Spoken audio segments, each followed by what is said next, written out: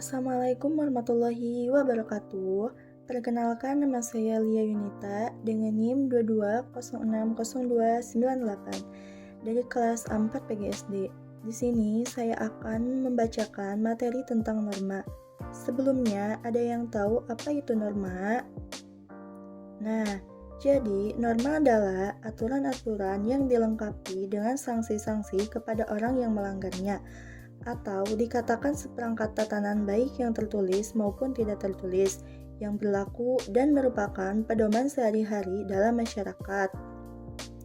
Adapun norma yang berlaku di masyarakat ada bermacam-macam, di antaranya yang pertama ada norma agama, yang kedua norma kesusilaan, yang ketiga norma kesopanan, dan yang keempat norma hukum.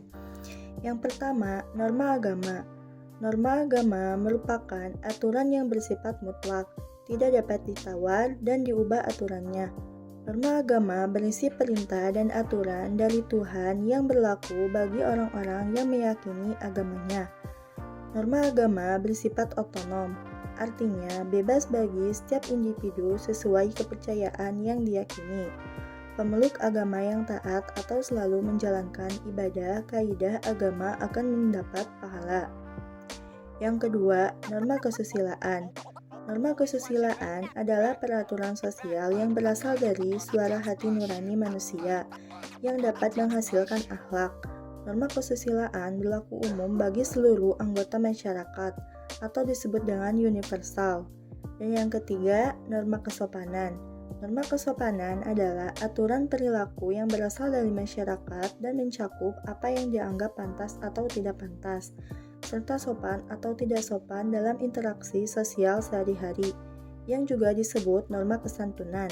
Diterapkan melalui aturan sopan santun, etika, tata krama, dan tradisi. Dan yang keempat ada norma hukum. Norma hukum adalah aturan yang berisi perintah dan larangan yang mengatur tata tertib dalam suatu masyarakat atau negara. Norma hukum berasal dari undang-undang yang dibuat oleh pemerintah. Adapun contoh-contoh norma.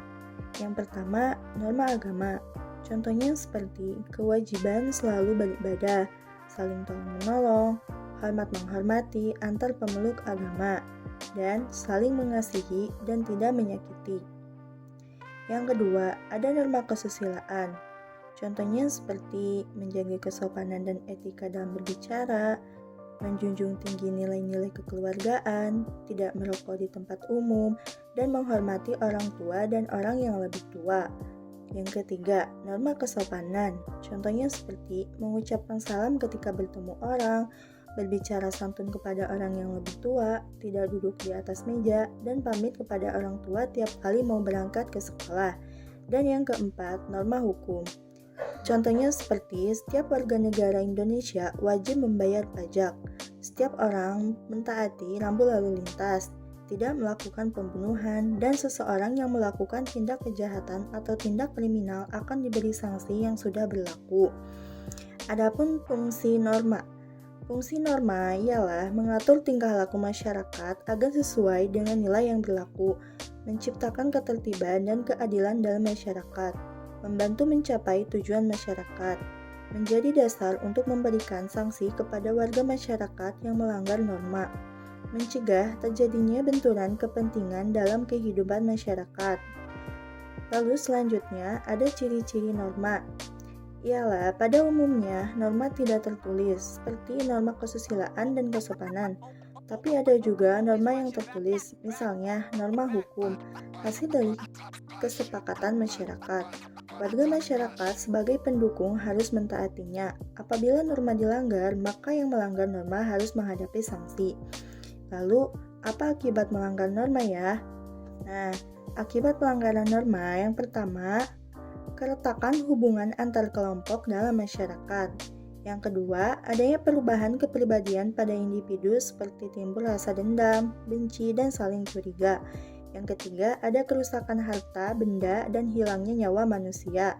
Dan yang keempat, adanya dominasi yang mengarah pada penaklukan salah satu pihak dalam konflik. Jadi, pada hakikatnya, kita sebagai manusia merupakan makhluk sosial yang hidup berdampingan dengan orang lain dan membutuhkan satu sama lain. Pentingnya untuk saling menghargai satu sama lain dengan menjaga dan mentaati peraturan-peraturan yang berlaku. Kita dapat melakukannya dengan menjalankan norma yang ada agar kedamaian tercipta dan konflik tidak terjadi dalam lingkungan tersebut. Nah, seperti itulah penjelasan mengenai beragam norma yang ada di tengah masyarakat, khususnya di Indonesia. Nah, mungkin cukup sekian materi yang dapat saya sampaikan. Mohon maaf bila banyak kesalahan. Wassalamualaikum warahmatullahi wabarakatuh. Terima kasih.